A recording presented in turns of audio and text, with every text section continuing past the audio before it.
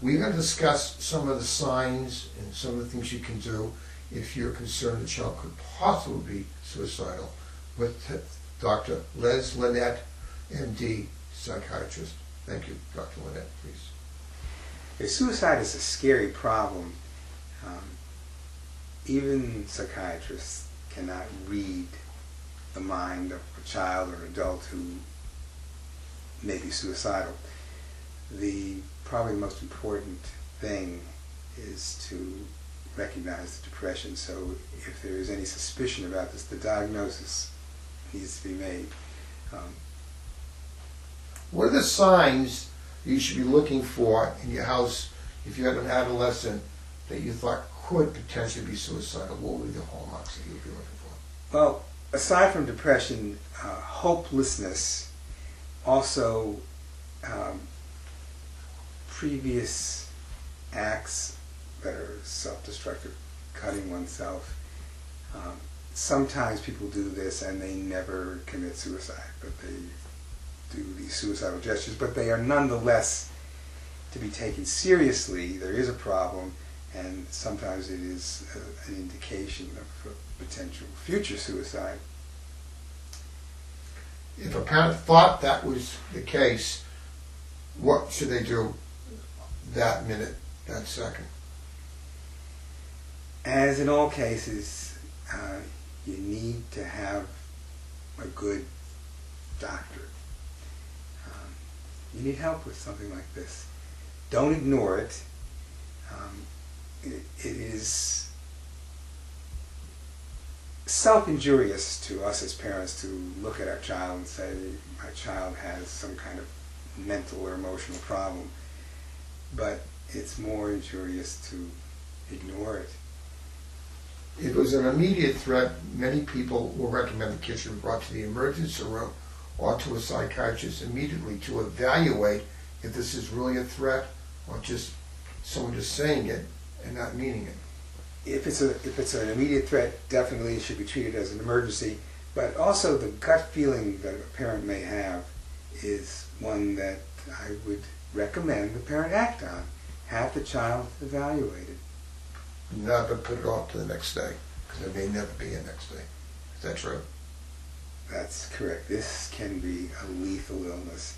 The lifetime suicide rate is something like 10 to 15%, which is higher than a lot of, it's a higher mortality than many illnesses that we take seriously.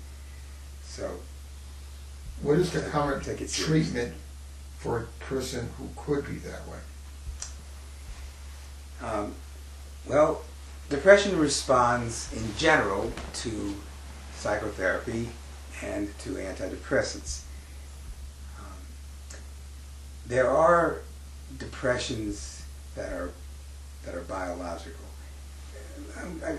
I want to say something about depression that is not an illness. We are made so that we feel bad under certain circumstances and we feel good under certain circumstances. We are not robots. We're supposed to feel good and bad. This allows us to negotiate life and negotiate relationships with each other. But there are people who feel bad or feel good, and that would be called mania. They feel these feelings because they have a dysregulation of some mood-regulating mechanism in the nervous system. We do not necessarily understand all of these things very well. But when it's a biological abnormality, it may be very important to use medicine. Use antidepressants. Now, there's been a lot in the news about antidepressants being associated with an increase in suicidal thinking and suicidal behavior. There's what's called a black box, which is simply a border around a paragraph in the package insert on the antidepressants, on this issue.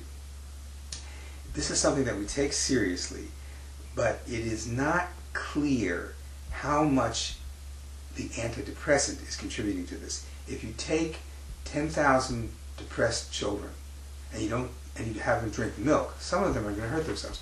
If you have them on an antidepressant, some of them are going to hurt themselves. One of the things that happens is that if you are using a medicine, since it tends to make people uncomfortable, and it does, to put children on medication, there's a tendency to conclude that the medicine may have contributed to it. I am not prepared to say, and no one really is able to say, that the medicine is not causing it, but we're also not sure that it does. There is, since the SSRIs, the newer generation of antidepressants, have been available, there actually is a lower teen suicide rate, if you just look at it globally, compared to the era before these medicines were available, as compared to afterwards. So I don't want to leave you frightened of antidepressants. They are tools. They're like scalpels. They can hurt you potentially, but they can also do great benefit. And you need to go to a good doctor who knows how to use a scalpel or knows how to use the medicine and when to do so. So the important point here would be, if a doctor does use it, he should be an expert to recognize what it should be used for. Yes, when it's a serious depression, it should be. It shouldn't be given out casually by someone who writes a prescription once every 3 months for an antidepressant. Right. May not recognize certain little fine points of the diseases. Is that correct? That's correct. Thank you, Dr. Linet.